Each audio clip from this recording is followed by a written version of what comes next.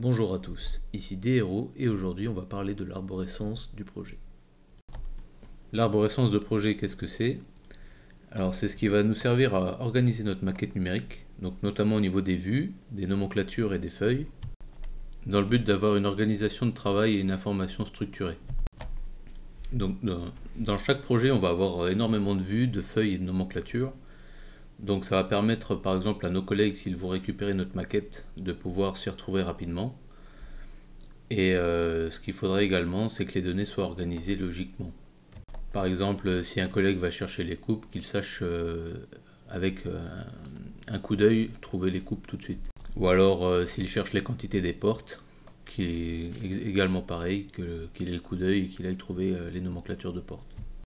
Donc on va aller voir un peu comment créer notre propre organisation d'arborescence. Donc clic droit, organisation d'arborescence. Ici on va créer une nouvelle arborescence en mettant par exemple démo. Ici on va pouvoir créer des filtres, mais ce qui nous intéresse plus particulièrement ici, ce sont les regroupements et le tri. Donc on va par exemple le regrouper par phase et par famille et type de plan. Et on va trier les vues par leur nom. Donc voilà, je choisis démo, j'applique. Vous voyez que toute l'arborescence ici a été modifiée. Ici j'ai des points d'interrogation, ce qui veut dire que les paramètres que j'ai mis pour le tri de l'arborescence ne sont pas remplis. Donc on va les voir pour les remplir. Donc si j'ouvre cette vue, on voit que c'est l'onglet rendu. Donc tous ces plans ici n'ont pas le paramètre de phase. Donc c'est pour ça qu'ils n'ont pas été triés par rapport à la phase.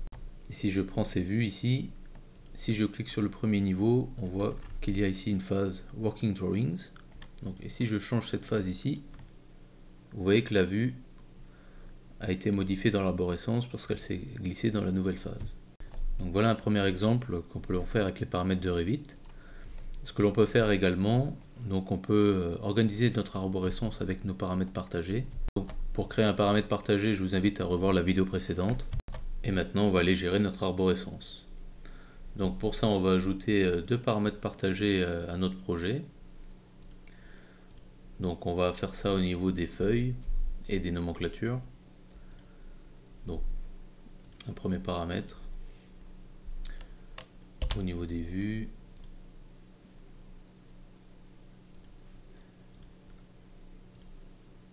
Un paramètre au niveau des nomenclatures.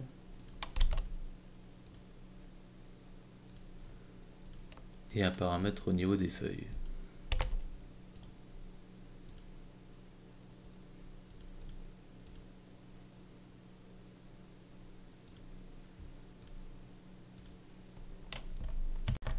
Donc comme tout à l'heure, on va aller clic droit, organisation d'arborescence, nouvelle arborescence.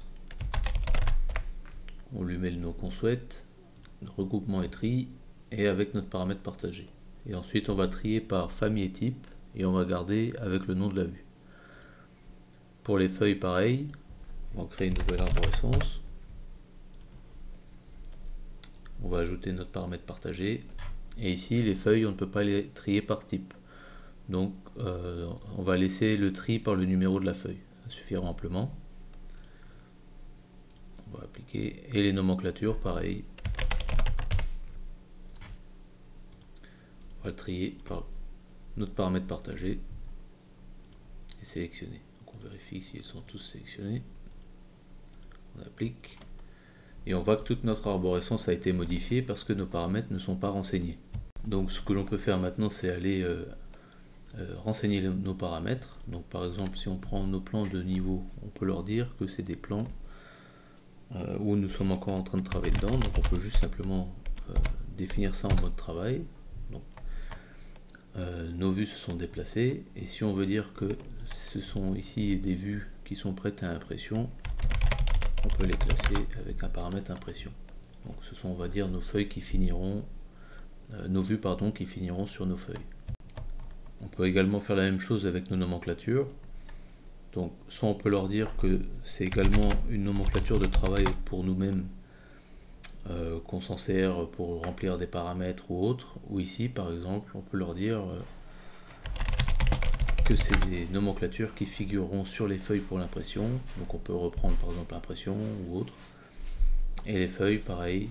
Donc Là, on peut attribuer les feuilles, par exemple, si c'est un plan de coffrage. Ici, par exemple, c'est juste un plan de site. Donc on peut organiser un peu nos vues soit par métier, soit pour qui on va adresser nos feuilles. C'est un peu à vous d'organiser votre méthode et de faire ça de la manière la plus logique possible. Ce que l'on peut faire également, c'est attribuer ces paramètres directement à des gabarits de vue, ce qui permettra à chaque fois que l'on appliquera un gabarit de vue à un plan, celui-ci se rangera automatiquement au bon endroit dans l'arborescence. Donc on va aller créer un exemple. Donc par exemple, au niveau des gabarits de vue, on va gérer le gabarit, on va prendre par exemple Architectural Plane et on va appliquer ici le paramètre démo.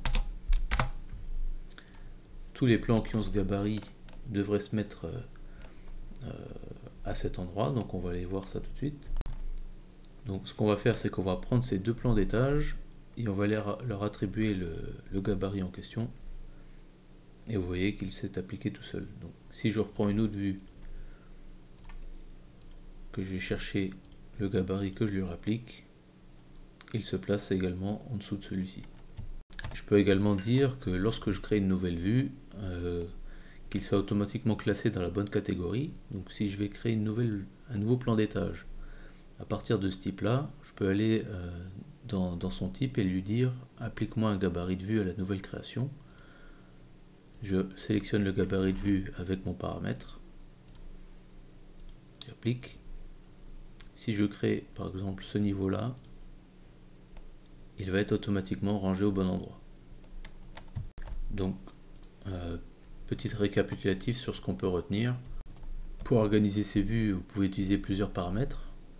Donc, ce que je préconise au début, ce sont des vues de travail différenciées des vues d'impression, donc des vues où vous aurez tout votre bordel, entre guillemets, pour travailler, et ensuite des vues nettoyées pour l'impression.